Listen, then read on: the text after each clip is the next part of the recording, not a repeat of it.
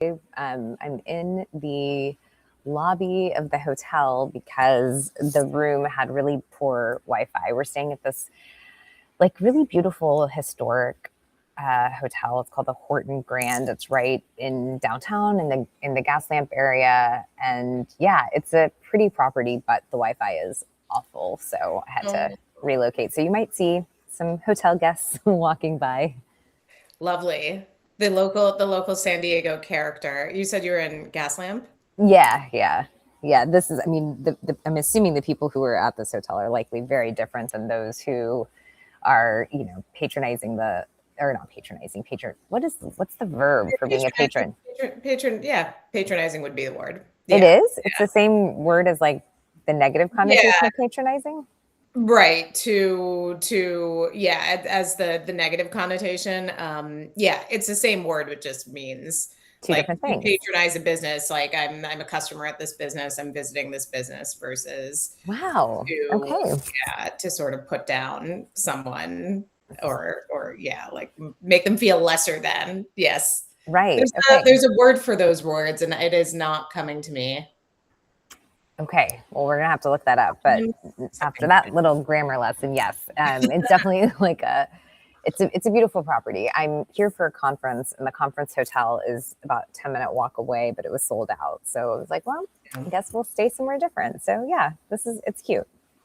That's cool. Sometimes it's nice when you're at a conference to just be a little bit away from the fray of it all and you're not running into someone that maybe you're not prepared to see at coffee. I mean, the opposite is true too. You could run into something that you really want to see while you're getting coffee in the morning. But True. Yeah. I don't know. I like the illusion of being able to have like go back to my own. Yeah. Like, I'm with you. I definitely do too. I find like it can be there's something about the way that you have to be on at a conference and being able to like escape that a little bit and not feel like when you're in the elevator you're going to have to make small talk with someone or introduce yourself or all that kind of stuff. So yeah, I'm happy to be a little bit removed from it. yeah, and what is the conference for? The conference is the annual South Asian Bar Association of North America's conference. So they do this annual meeting. South Asian Bar Association has chapters in all of the big cities around the country for South Asian lawyers. And once a year, they have this conference in the summer and rotating locations where everyone gathers, and they have it's largely like continuing legal education credits. So they have lots of panels and seminars, and you can, attend those. And then they have a gala. So that's on Saturday night. So I'm speaking on a panel about kind of immigration stuff. And then that's on Saturday morning. And then they have like an award ceremony, and then they have a gala. So it's like a whole process. But yeah, it's like a 3-day conference. And this year it was in San Diego. So I was like, this is perfect. I get to come to my old stomping grounds, caught up with some old friends last night. So yeah, things are good. That's really fun. Is this the same organization that just honored you with an award? Yes, it is. It is the same organization. So I was nominated and got chosen for. It's called, the name of the award is just makes me laugh because it's just such a ridiculous, like but it's called the Hero Award. So Cue Beyonce. Officially, yeah, exactly. I'm officially a hero. But yeah, it was a super sweet recognition.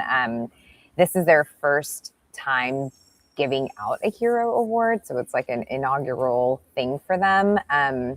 But they decided to give me that recognition, and it's just really special because it's from this group that I've been a part of since I graduated from law school, and that is going to be at a luncheon on Saturday. So I will get. They have a whole list. This is not the only award they give out. They have like a whole awards program. But yeah. That is so cool. And you're the inaugural recipient. That's okay. You're standard setting. When they give the Hero Award in 100 years, there's going to be a plaque and people are going to look back at it and see Amrutha Sheila was the first recipient. The first one. the Hero Yeah. Award, and I hope the Beyonce song is still associated with it then. Yeah, I was very surprised. I mean, I knew a friend had nominated me, so I wasn't surprised to receive it. But, with all of these things, like, there's just so many.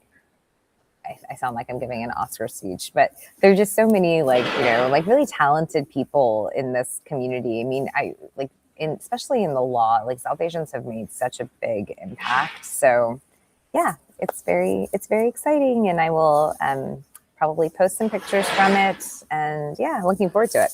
Very cool. There's some kind of sound effect happening. I don't know if Sorry. it might be from your hair against Oh, the yeah. microphone. Okay, yes, that is good. Is this That's better? good. Okay. Oh Yes, no, I'm yes. sorry. Um, It's listen, if everyone had to the listen to the muffled sounds of my voice for the last 4 minutes, I apologize. no, look, it's we live in a world now where people are taking calls from literally airplanes and like anywhere and everywhere, and there's always background noise, and somehow we figure out how to hear unless it's super, yeah, you're in front of a blender or something like that. But yeah, I feel like we've all had to, in the same way that we've all had to get used to the sight of our face on FaceTime and Zoom and what we look like when we're talking. We Yep. all, yeah, now have to deal with audio Yeah. quirks and That's just work through it. we survive. How are things with you? Things are good. I don't know if you in San Diego right now have the same June gloom, super cloudy mornings happening, but Mm-hmm. yes, that's always I will never. I've been on the West Coast for what, like 13 years now. Especially in the month of June, there's something about it that on the East Coast, this is like, okay, the beginning of summer. You're expecting like bright blue skies, or yes, sure, maybe there's cloud coverage. Of course there are days where it rains, but it's just a different, like, the mornings look different. They're much more green and blue and sunny. And here you wake up and it's like, oh, it could actually be dark outside. I'm not quite sure what's going on. Yes. So yes, so that is in full effect, but it all clears by what, noon or 1 p.m. So Yeah, I mean, it was definitely misty and overcast this morning when I went to go grab coffee. But yesterday, shortly after we landed, we went up to La Jolla to go to Torrey Pines because Juan has never been to San Diego before. So this is his first time here. So I wanted to like show him some of my favorite spots. And we were walking and hiking in Torrey Pines probably around 2 o'clock. And it was like so hot. Like I mean, the shift between the morning overcast, like once the sun came out, it was like out. It was strong. It felt so good.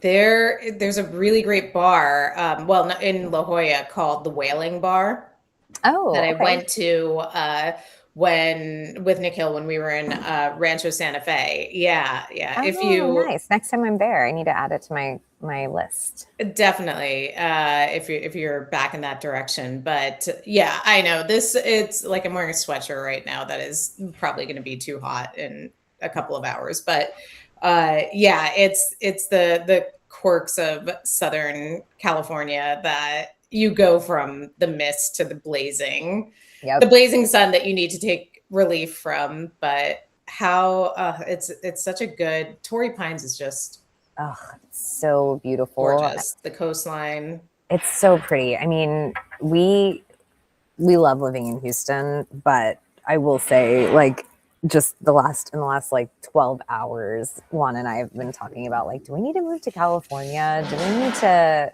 I'm in favor. Yeah, right. I mean, sorry if you hear some noise. There's a lot of. Yeah. Okay, you can hear. This is I was trying to figure out if if it sounds like trays or like it's someone with it's like some one of those rolling carts moving it's back and forth. close, close. It's someone like adjusting these like wrought iron chairs that like are in this Oh, courtyard. okay. Yes. Okay. Um, Nice. but yeah, it's so nice to be back here, and like the weather is incredible. Like I can't tell you how much of a difference it makes, like being in a place where you are comfortable being outside. I mean, we get it in Houston for just a couple of months of the year, certainly not this time of year, but to be able to almost always have weather that feels good and comfortable to be outside in is amazing. And then just like nature, there's so much to do here. Like we're here for 4 days. Obviously, I'm here for a conference, so in between conference activities, trying to figure out things to do, and like there's so much to do. I'm like, we're not gonna be able to do everything, or I'm not gonna be able to show them everything that I want them to see here. But it's just such a big difference compared to somewhere like Houston, where there's stuff to do. Don't get me wrong, but it's like not nearly the same. And it's just also nature. It feels so good to be in a place with mountains and the ocean, and lots of wonderful like walking and biking trails. So yeah, I knew he would love it, but this morning he was like, so how can we move back here? Like, how can we make this happen in the near future? I love that. People say like, oh, talking about the weather is so boring, but I think that first of all, it's one thing that like binds us all together. And it's also such a just weather, atmosphere, climate, like it is something that has such an impact on your day to day. Just when you're waking up and facing the world, and if you have to put on layers and layers of clothing to go outside because it's super cold, or if you can't do that because it's going to be incredibly muggy and you're confined to just doing things in air conditioned, temperature controlled environments, it really does change how you're living your life and what's accessible to you. And yeah, like I don't want to spend weekends deciding like, okay, I can go to like this shopping mall or this movie theater or this, I don't know, whatever, like I need to be in enclosed climate controlled spaces because everything else is too hot or too cold or just not hospitable. And yeah, especially if we're moving towards a future where the climate is just going to be inhospitable anyway, better let's enjoy it while we can. Exactly. Get out there, do the hikes. Yeah, exactly. Take advantage of it. Yeah. Okay. Well, other than June gloom, what else is going on your end? Yes. I took a trip up to Northern California on Tuesday for a story that I'm working on. It was okay. Let me preface this by saying, again, this was for work. I would never get to do this in my casual life, although I would certainly love to be able to. It's a private jet company called FlexJet. Okay. That the flight between LA and Napa is, as the crow flies, about an hour. But usually there's only a couple of these sort of like semi-private charters like Aero or Jet Suite X that actually go from Los Angeles to Napa without having to stop in San Francisco or Oakland, elsewhere in the Bay Area, where then you have to negotiate like an hour plus of traffic to get to wine country. Right. So this is the first time that I've actually done that trip where it legitimately took from stepping on, I got to the airport at like 9:20, was on the plane at 9:25, plane takes off at 9:30, and we touched down in Napa at, I don't even think it was a full hour. I don't know, 10:20 or something like that. And of course they served 8 different types of breakfast sandwiches and fruit and yogurt and coffee. And yeah, all like somehow managed to do all of that in this span of an hour. And then we went to a beautiful lunch at the Charter Oak, went to 2 incredible wineries, Donna and Isel, that are usually only open to collectors or people who write well in advance with some I don't know, impressive reason and budget to be able to access these places. But essentially FlexJet, like other private jet companies, are trying to pull out all the stops to get more people who are able to pay for private jet memberships to fly with them as opposed to their competitors. And one of the Mm. things that they do is organize these rarefied kind of wine tours that you wouldn't be able to do on your own. So it was sort of like a taste of this experience and what they're doing to try to woo customers, which is what I'm going to end up writing about. So But cool. yeah, being able to do all of that, like have a full Napa experience, and then get back on the plane at 6 o'clock, land at 7, was they had I thought of you. They had the dinner service, or the yeah, you would call it dinner, was build your own burgers or veggie burgers. They were Oh, kind I of love like, that. yeah. I picked the veggie burger actually because it seemed like I don't know, it was like a black bean and carrot and like an actually nice looking patty, and yeah, it seemed like something that you would have eaten in college. Oh, I would still Like dip and still ranch eat it. dressing. Absolutely, still eat it Definitely. today. Like just had one last week, actually. Love it. And yeah, and then you get home and get off the plane and your car's right there and then go. I It's mean, yeah. it's you basically did the equivalent of like a commute to work, like a 45-minute drive into the office, and instead you flew to Napa and It's had a day. exactly. Exactly. And so the thing that, it's luxurious on so many levels, but Nikhil and I were talking about it that evening, and he said, what was your favorite part? And I said,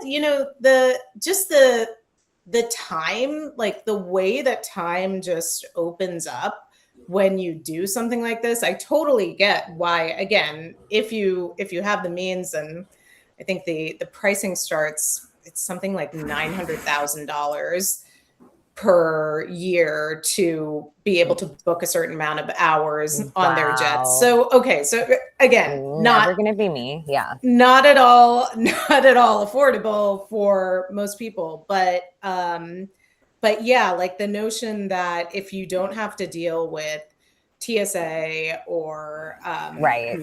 commuting to a commercial airport, negotiating traffic at terminals at LAX, or worrying about, like, is there going to be a huge line, is there going to, like, checking in my bags, you don't have to do any of that. You just show up, you get on the plane takes off whenever you're ready, and you can do a lot more in your day than than you otherwise would. It just Totally.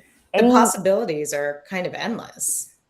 it really is, and it's in stark contrast to the horrific airline experience I had last week, which I feel like we're starting to see, like in the sort of stratification of so many businesses, like with air travel. It's like the super rich it's gonna be so much better, and then like it's like the high is getting even higher, and the low is getting even lower as far as like the disparity goes. Because like I was in Atlanta last week just for a quick trip to visit Juan's family, and we were flying Frontier, so a budget airline. We knew what we were in for, but it was like a very last minute trip, so we needed to be like sort of careful with it. We just couldn't. The prices were extraordinary for kind of the normal airlines that we would fly, like United. But Right. there was a really bad storm, and so we were on a 9 p.m. flight out of Atlanta, and we could see that earlier that day, so many airlines were canceling flights or there were delays. And so we had been prepared. Anyway, long story short, like Frontier at like the flight was supposed to take off at 9:20 or 9:25 p.m. At like 10 p.m., I'm like checking their website, checking the flight status. It still shows as on time. And I'm like, well, And you're clearly, at the airport. You're sitting there yes, at this I'm point. You're sitting. like at the gate. I'm like, Okay. kind of. So then I start like, the chatting or WhatsApp messaging their customer service agent. He's like, okay, the flight shows us on time. Well, I'm like, well, it's not on time because it's It's an 10 hour p.m. later. Yeah, literally. It's like, if you look at our text messages, I was just like so mad. I just kept texting him. So we have like these like pages and pages of scrolling of messages. But I'm like, this is so insane that your system, he's like, well, our system hasn't been updated. And I'm like, well, you probably need to update your system because I'm kind of concerned that you guys are still showing the flight is on time, and now it's 11:25 p.m. What It was is happening at the gate? Like, what was? sheer chaos. I've never Wow. seen a gate area like this because there were so many flights. The police, Atlanta Police Department had to get called out. There were people screaming. The gate agents were like, just like at their limits because so many Oh people were mad at no. them. They were like at one point they announced that a flight was canceled, and you see this massive like exodus from the gate of like people being disappointed, and then they're like, oh, just kidding, there were two flights. The first flight to Baltimore was canceled, but the second flight is still on time. And I'm like, well, people already left. Like, it was sheer chaos. Wow.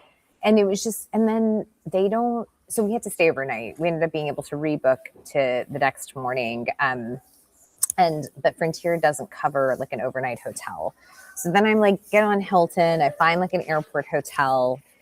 So we get delayed until 12:45 a.m. And at 12:45 a.m., they're like, okay, sorry to inform you, the flight has been canceled. And I'm like, really, guys? You guys, we all saw it coming. Like, why didn't you just tell us sooner? Right. So then we find a hotel, Hilton hotel, like the Hilton Garden Inn, with availability. So I'm like, all right, let's get a taxi because pro tip, when there are situations like this, chaos at the airport, never take Ubers because the Uber situation is just as chaotic with like Mm. cancellations. And so you just go straight for the taxi. So go to the taxi, get to the hotel, and then the hotel has a 50-person deep line to check in, and only one person because Oh it's like 1 no. a.m. working at the front desk. It was like one thing after another. Oh, that's awful. Yeah, it was such chaos. But finally, we ended up getting a room and slept, basically napped for a few hours before our flight. But all this to say, it was so insane, so difficult, and the fact that like the airlines, like the policies suck. The fact that they don't have real time accurate updates. And then I kept thinking there was a person across from me at the gate who English was not their first language. And they were trying to, I mean, I was just thinking about how difficult it must be if you're from another country or if English isn't your first language or, for a whole, even just like they were changing gates like that resulted in probably like a 20-minute walk. And I was like thinking about like someone like my mom with bad knees, like just how difficult Mm. air travel is becoming these days. And like this might be the new normal, but it really feels like everything is getting, they charge for every single thing. We talked about that last night. Like every single aspect of it is getting to be more and more insane. Yeah, it is that it's really it feels almost Hunger Games sort of. But on the one hand you have like this incredible like 0.1% of people can afford to fly in a private jet regularly. And then you have this horrific experience of airlines that I I sympathize with them in the sense that like I know they don't have the budgets. They don't their staff is overworked. The gate agents are overworked. The crew is not getting paid and not getting the benefits that they should. But it's just such a broken, horrible system that then results and we're paying through the nose for a service that doesn't like the money and what you receive does not line up at all, and you're Exactly. supposed to just accept it and be like, all right, well, yeah, what else can I do? And it's a sad state of affairs. It It feels really, like. yeah, it really is. I mean, it's one of those things where I could just see, like, I mean, I made this comment to Juan. I was like, if this is what airline travel continues to be like if there aren't market improvements in how things operate, like, I feel like when I'm older, like in 30, 40 years, 30, not even 40, God, in 30 years, we're 43. So in like 30 years, 20 to 30 years, I feel like I just wouldn't even want to travel. Like, it just seems like so much hassle and Yeah, so, it's yeah, yeah, it I know it is when it goes well, when it's great, it's great. And often when it's great, you get to the destination, it just whatever the experience was, it just kind of slides off your back and it's like, all right, I got from point A to point B and I didn't have to I didn't have to book a hotel overnight and negotiate with a taxi driver and get like route change all of my plans because this airline didn't bother to inform everyone that they were going to cancel the flight when they probably always knew that that was what was going to happen. And then when it Exactly. doesn't work, gosh, yeah, it is a total nightmare. It's a And I wish nightmare. I could say it was, I don't know, it was like better in any other country, but I really don't think it is. I think that Mm. pretty much everywhere. When I was in after the writers conference in Croatia, I was going through the Frankfurt airport. Actually, we were supposed to. I don't think I told you about this. I was flying from Croatia to Munich and then Munich to Los Angeles, and I had about 3 hours between flights, so figured that would be long enough. And the flight was super early in the morning.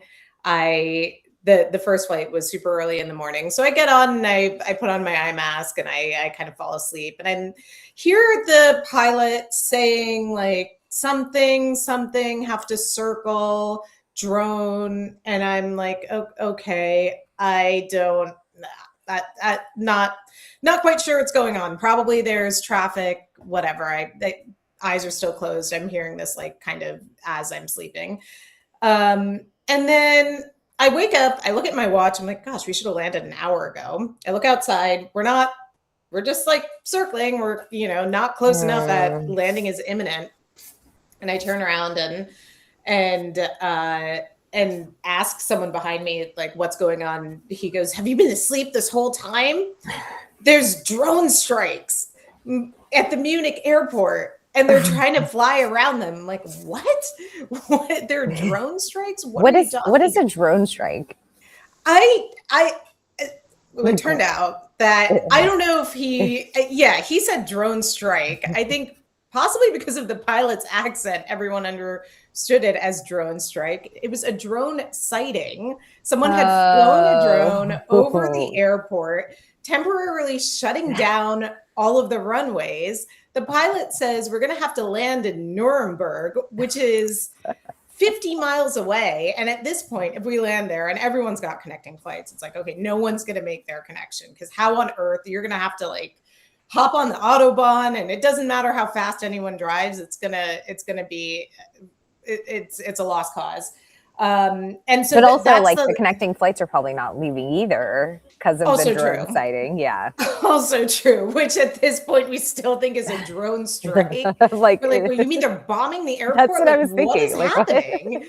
Yeah. And then I pull up Google Maps and I'm getting a little bit of service. And so I'm seeing as the blue dot is going, I'm like, okay, he said Nuremberg, but now we're getting closer back to Munich again. And the pilot doesn't say anything. And everyone on the plane is trying to like compare information. And I go, I think we're actually landing at Munich, despite what he said. And sure enough, we touched down there. And I just, again, thank goodness everything was safe and there were no drone strikes. I don't know why someone would fly a drone over an airport. It's like a menace to society, those things, and the way that anyone can just have one. But except if it's your wedding, but even then it's just annoying to listen to. And I'm not a fan of drones.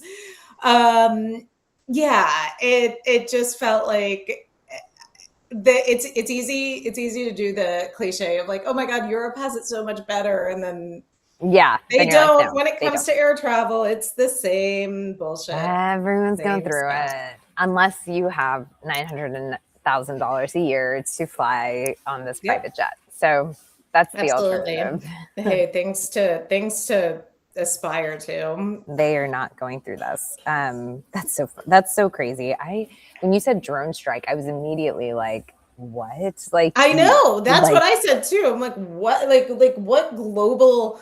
What war has broken out in the last hour? The German airport is now getting bombed. Like, what century are we living in? It was so ridiculous.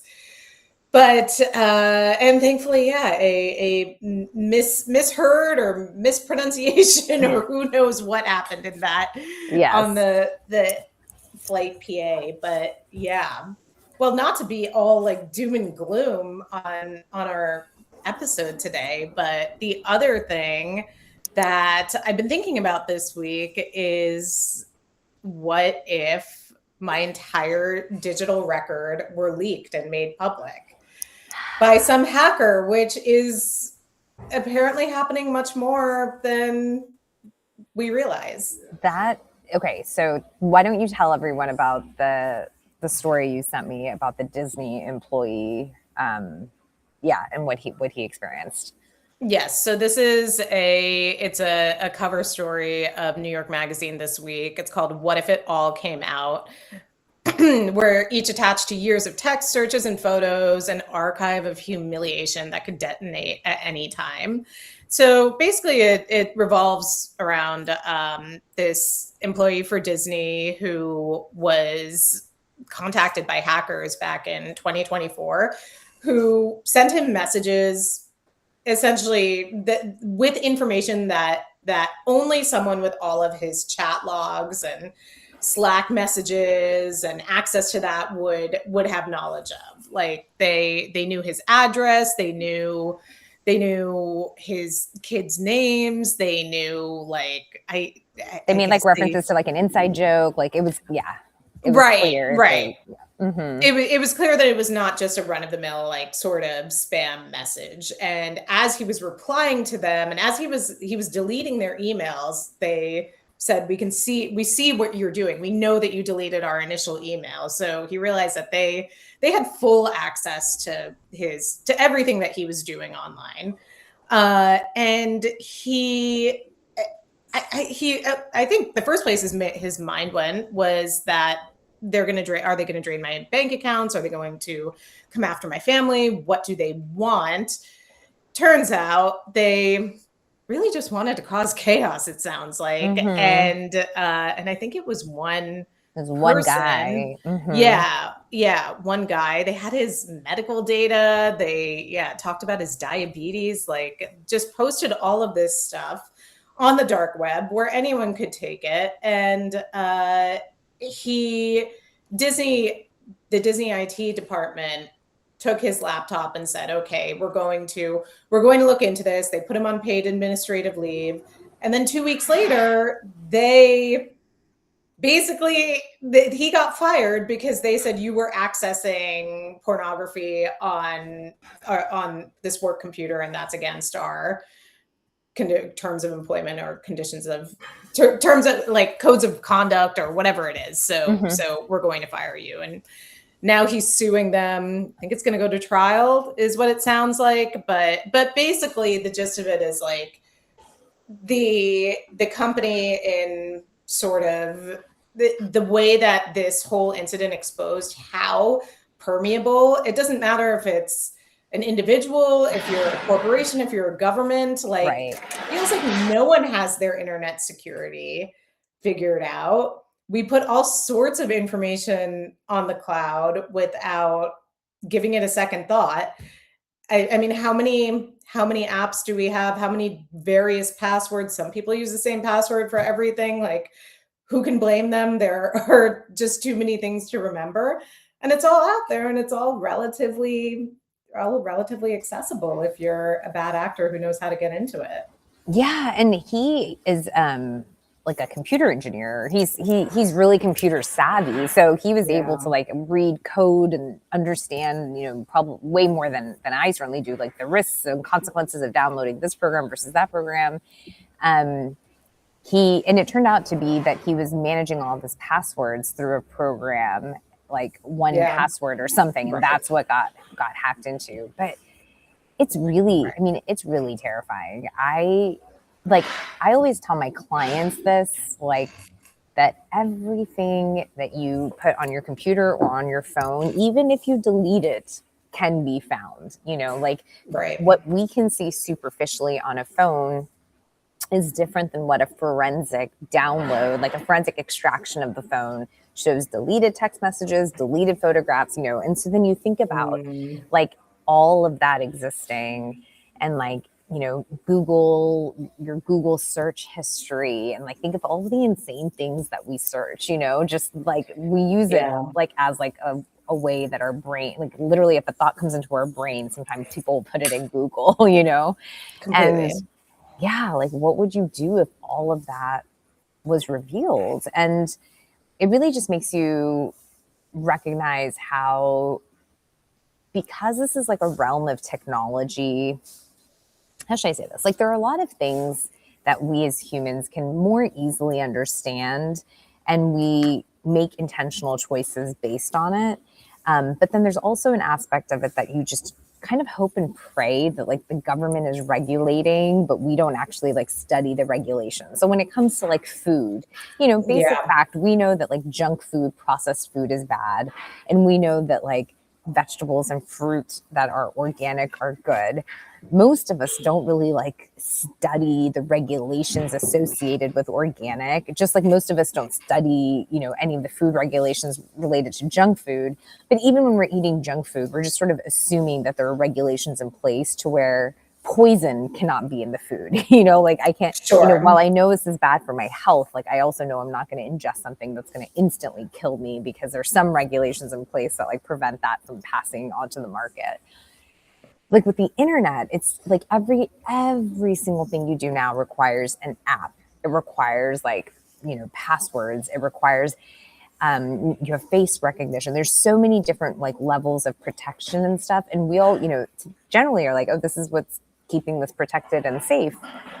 But then none of us really know like how much is this actually being regulated, how much is this like actually being protected. Like a lot of people use Google passwords, like the suggest strong password, Yeah. and it's Oh, like, well, yeah. what if like someone gets access to my Google account, you know, how does that, and it's just, it's so Right. complicated that like most of us, it's like, what do you either opt into like current day society and you play this whole game and just assume that things are protected, or you opt out, in which case you won't be able to do half the things that we need to do these days. I know they interviewed some of the reporter who did the story interviewed the executives who were at the head of Sony when that big hack happened about a decade ago.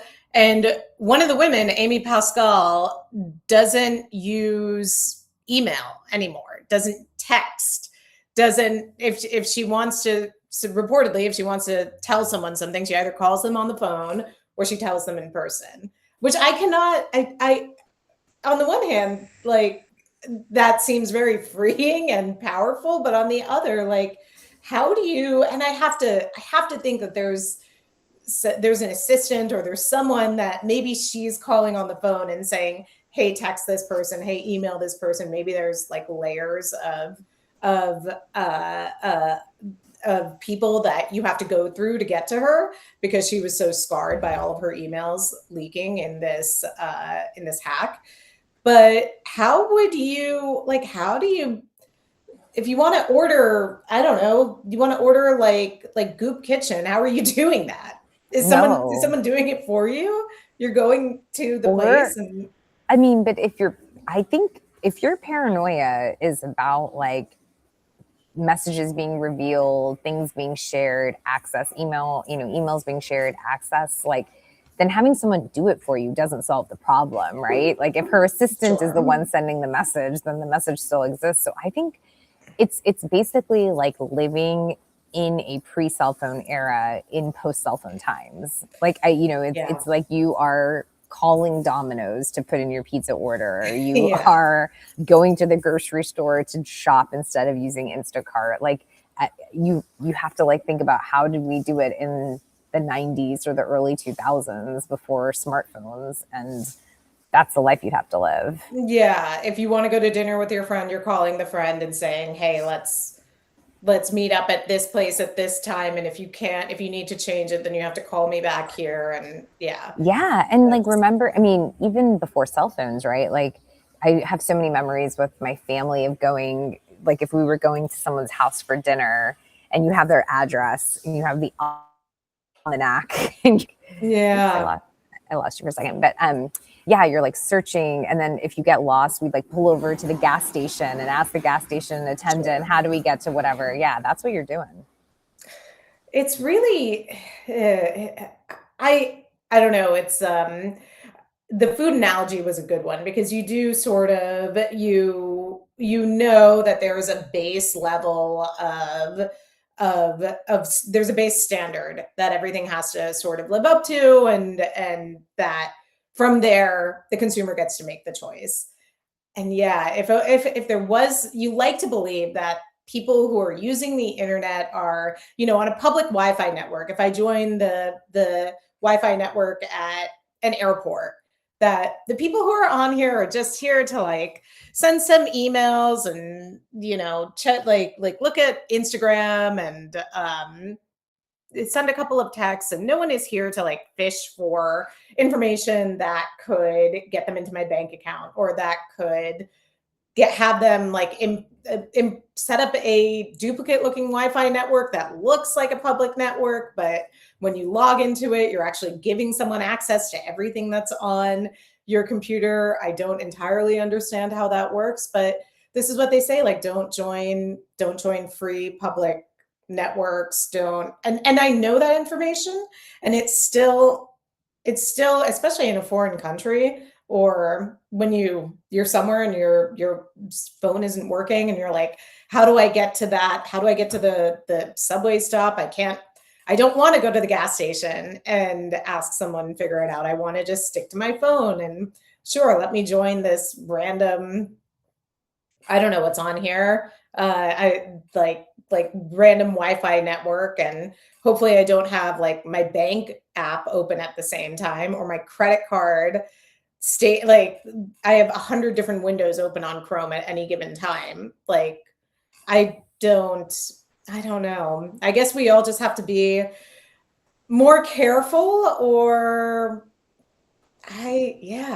it's I mean, there's definitely a need, even for, for me, I'm saying this, like, there's definitely a need for more like technology safety literacy. Like, I think that's because I think right now, if someone were to tell me, oh my God, we're all vulnerable for these things, I'd be like, oh, maybe there's an app that can, like, that's even more secure to like store my passwords, or maybe and there's, there are.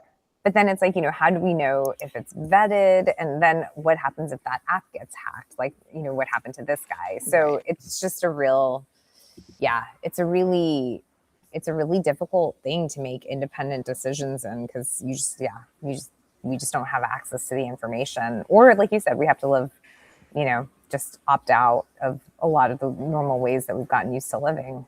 Very analog lives. Or you have to, the reporter of the story said that they ended up deleting iMessages from, a decade ago, that they realized they've been keeping this record of communication that I sent when I was a teenager. I don't need that. I don't want that trove of information sitting on the internet accessible if I do get hacked. So delete. But there is something about it that's like, the beauty of digital communication is that you do get to keep it without having sheets of paper and filing cabinets. And like, I still, have emails from our time in college that Mm-hmm. I thought to forward to my current account, and like I'm still able to get those, and I don't want to go back and just delete everything from 2010 backwards. So it's sort of like that's your like personal archive, and the idea of just neutering that, or truncating it for the purpose of like, well, I'm just afraid, like I don't have the wherewithal to go through it all right now and like make sure there's nothing objectionable, so I'm just gonna press Mass delete, delete. and like Well, it not also worry about it. makes you feel like public figures, I feel like, are particularly susceptible to this. I mean, people running for office or people who are famous, just imagine if like a hacker, I mean, we see this just in terms of people with non-hacking computer skills, like going into Twitter histories of whoever, like Yeah. bachelorette contestants, like this, like the most like irrelevant celebrity, but like they'll go Yes, and they'll exactly. find like, oh my God, in 1998 they posted this, highly offensive thing, and Yes. it brings them down completely. And like, in a lot of ways it creates vulnerabilities, even just from like a national security perspective, but in general, just it creates vulnerabilities for anyone who has any kind of like public role. Because I mean, we have so many things that we wouldn't want to be publicized. Of course, there's of course all the sensitive information, the personal information, but then there's also just like this stuff, like the gossiping and the stuff that you say in confidence to one person on a text that you wouldn't want going in the group chat. And that's like a human nature. It's a fact of life that we do. People talk and people share information, and that's a big way that people bond. And you don't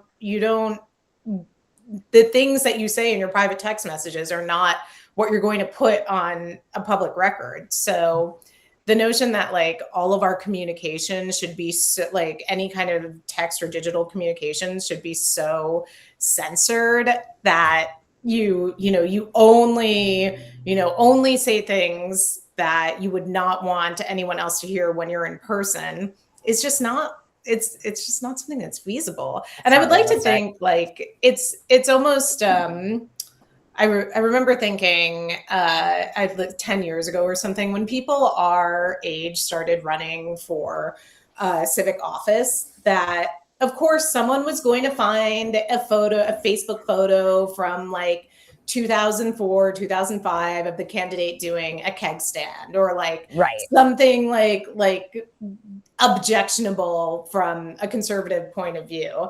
And it's like, well, everyone has that. Now that people who are coming of age now and thinking about things like public office have been online for the majority of their lives and have said things and posted things as literal children that probably do not reflect the values of who they are now. So if that's true of pretty much everyone, then is the playing field like actually, we've all done embarrassing things. Can we just say like we've all done embarrassing things? We've all got pictures out there that we don't want the entire world to see.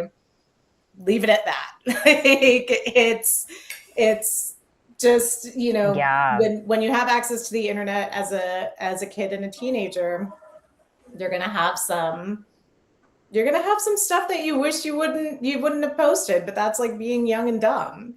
100%, totally. Yeah, I mean, I'm glad that smartphones didn't exist when we were in high school or college. But yeah, it's all out there. It's just one of those things where, like you said, everybody has it. So in some ways, like there is no scandal with a lot of this stuff, because we should have this like, oh yeah, whatever, you have a picture of you doing a keg stand, like who cares? But instead, everyone has something like that or equivalent to. Yeah, exactly. But instead, I think like we live in this weird society of, norms and certain things not being visible, or people passing judgment on. And so, yeah, your phone history. I mean, there's this book, really great book by a guy named Tiago Forte called Building a Second Brain. And the concept is that there's so much that we, absorb as a society, and it's impossible for our brain to remember it. So we should literally create like a digital catalog of things to be able to stay organized. Juan bases so much of his life like kind of around this concept of like journaling, and really building a second brain when it comes to things. But I thought of that because really that's what our phones and our digital footprint is. I mean, it's like our brain. Our Google searches is literally a reflection of the thoughts in our head, the questions in our mind. And so I think that's what feels so scary about this, is if it's all revealed, it's literally as if someone's getting into your brain and like seeing all of the things that you search. And in addition to having access to like your bank account, your medical records, like all these personal things, it's like you're getting direct exposure into, who you are. It's an enormous violation of privacy. And honestly, I don't want to know someone at that level. Ew, no. Yeah, at all. It's too intimate. It's too I don't much. even want to know myself. Like I would not, if somebody was like, here is your printed Google search history, I would like, please put that directly in the fire. Like, I do not want to read that. Yeah. Let's burn that. Let's never. I have no desire to go through that with a fine tooth comb. Like, why? Absolutely not. Like, yeah. If someone were to hand, I mean, if we've had this in our college group text chats, like where people have like found old pictures and we're just like, circulate them. And usually those, like, it's kind of funny and I'm glad they had them, but I know there are a whole host of other pictures out there where I'm like, nope, not interested in seeing it. Don't need to remember like what I was wearing in that moment or whatever it is. Like, totally. And thankfully, I think that most of those are printed on, 4x6 glossy photo paper. I don't even remember what photo paper is called. There's actually a word for it, but that's how rare we do that anymore. But I would like to think there's not a digital record of most of that stuff. Although there are friends among us. I'm thinking of Amish, who I know has. He must have like a hard drive somewhere of everything from that time period. Well, if either of us run for office or achieve a level that we need to make sure we stay in his good graces. Right. Yeah, exactly. Like, or hire one of these reputation fixing people who can like comb your digital archive and be like, all right, here's all the objectionable stuff that we found. We're going to like erase it now. Yeah. Well, I guess that's another life goal to add in addition to 900,000 spare dollars a year to do the fly private. It's, get to the level where you need a person to comb through your digital history and clean it up for you. Yeah. What are you wearing to the gala? Oh, just like a very simple dress that I ordered off of Amazon last minute. Because I don't know what, I think a lot of people wear Indian outfits, but I didn't have like an Indian outfit I wanted to wear. So then I was just like, I didn't have enough time to plan this because we're traveling next week. So it was just, I just ordered this like very simple dress off the Amazon. But yeah, I'll post pictures. I can't wait. That's going to be pictures that will apparently, be at the mercy of potential hackers, but I'm going to do it anyway. In spite of all of this, I'm choosing to see a robust digital archive as a beautiful thing. I think it's the exchange we get for spending so much time in front of screens and on the internet is that we do have a record of growing up online and evolving, and the sort of like stuff that we used to post in the 2000s versus now. I don't know. There is something sort of beautiful about it, and it's like a living history. A living history, a museum of our lives. Exactly. It's all out there. You can search it. Amazing. Well, have such a good time in San Diego. Thank you. And I will talk to you soon next week. Sounds good. Bye. Love ya. Love ya.